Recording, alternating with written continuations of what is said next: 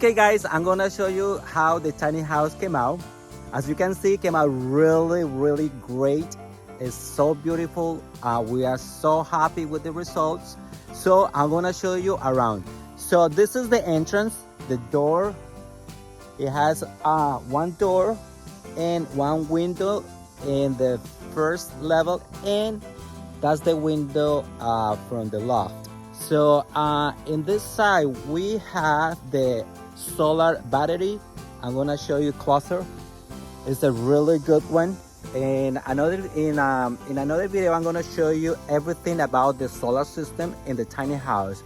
This is one of the good ones, very efficient.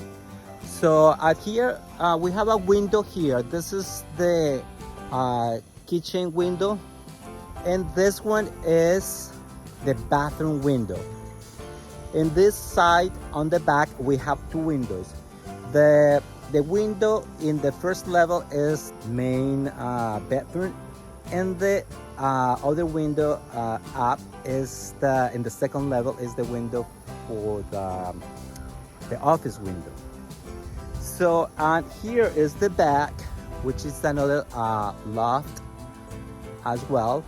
And also we have satellite internet.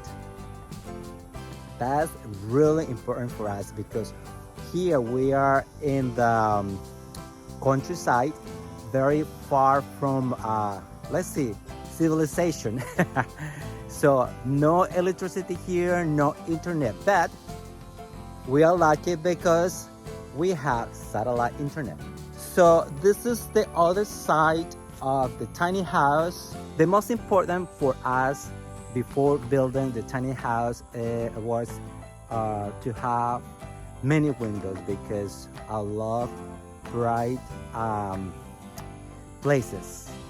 The house is 100% off the grid. So I'll show you later in another videos about everything, how we built it, how much time we spent building the house, the budget, how we built the bathroom, the water system, and the installation, everything about how we built the tiny house. Okay guys, I hope you like my video.